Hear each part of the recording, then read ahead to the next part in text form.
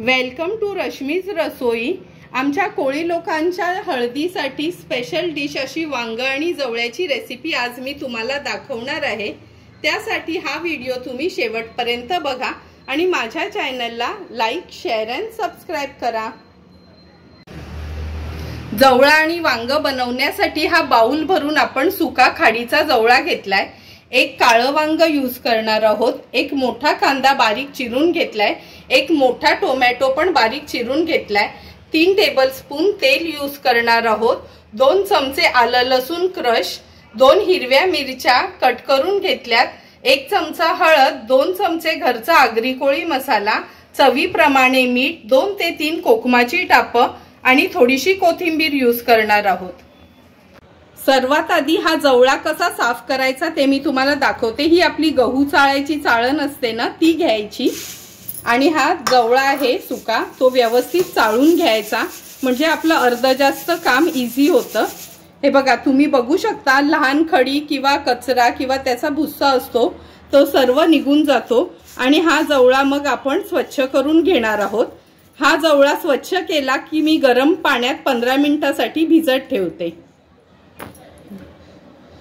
15 मिनिटं झाले। हा बघा, हा जवळा आपण गरम पाण्यात भिजत ठेवलेला आणि तुम्ही बघू शकता हा लहान जवळा आहे, म्हणजे हा आमच्या इथे पनवेलला खाडीचा जवळा मिळतो। हा टेस्टला खूप छान असतो। हा 2 ते 3 पाण्यात मी स्वच्छ धुवून घेते आणि ह्या वांग्याचे पण आपण फोडी बनवून घेतल्यात। आता रेसिपीला सुरुवात करूया। हे बघा, जवळा पण धुवून झालाय। गॅसवर कढई ठेवली आपण गरम करत। ह्यात मी 3 टेबलस्पून तेल घेते। तेल पण आपलं व्यवस्थित गरम झाले। आता हे आलं लसूण क्रश आपण तेलावर ऍड करूया। क्रश नसेल वापरायचा तर आलं लसूण चेचून किंवा बारीक कट करून वापरलं तरी चालेल। आलं लसूण थोडं तेलावर परतून घेतलंय। आता हा एक मोठा कांदा जो बारीक चिरून घेतलाय तो पण आपण तेलावर परतून घेऊया। कांदा परतून झाला की हिरवी मिरची आहे ती ऍड करणार आहोत आणि गॅसची फ्लेम आता लो करून हा कांदा आपल्याला शिजवून घ्यायचा आहे। हे बघा, कांदा आपला छान मऊ पडलाय, व्यवस्थित शिजलाय। आता ह्यात आपण मसाले ऍड करणार आहोत।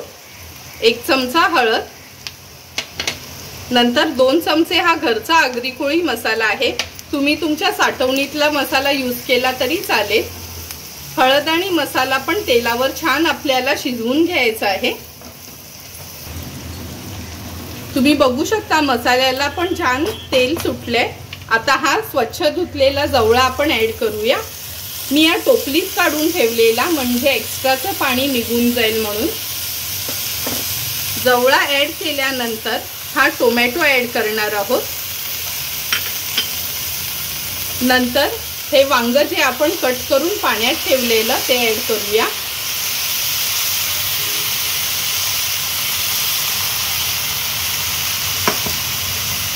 आता हे सर्व इन्ग्रेडियंट्स आपल्याला मिक्स करून घ्यायचे आहेत। हे बघा, जवळा वांग ह्या मसाल्यामध्ये व्यवस्थित आपण मिक्स करून घेतले। आता ही 2-3 टापं कोकमाची ऍड करणार आहोत।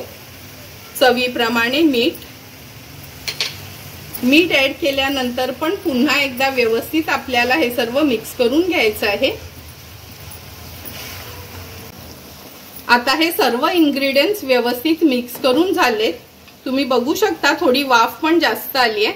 आता झाकण देऊया आणि पाणी न ऍड करता वाफेवरच हे वांग आणि जवळा आपल्याला शिजवून घ्यायचं आहे। 8 ते 10 मिनिटं झालेली आपण हे शिजत ठेवलेलं आहे। बघा, तुम्ही बघू शकतो पाणी न टाकता पण किती छान असं पाणी सुटलंय वांग आणि जवळ्याला। गॅसची फ्लेम मी हाय करते। आता लो फ्लेमवरच हे मी शिजवून घेतलेलं। थोडी कोथिंबीर ऍड करूया आणि आता हाय फ्लेमवर ह्याला व्यवस्थित मिक्स करून घ्यायचं आहे। 1 मिनिटभरासाठी हाय फ्लेमवर ह्याला आपण वाफ काढूया। नंतर हे सर्विंग बोल मध्ये सर्व करून घेणार आहोत। 1 ते 2 मिनिटं झाली आहेत वाफ काढून। गॅसची फ्लेम स्विच ऑफ करते आणि ही कढई मी खाली उतरवून घेते। चमचमीत असं तयार झालेलं वांग आणि जवळा ह्या सर्विंग बोल मध्ये मी सर्व करून घेते।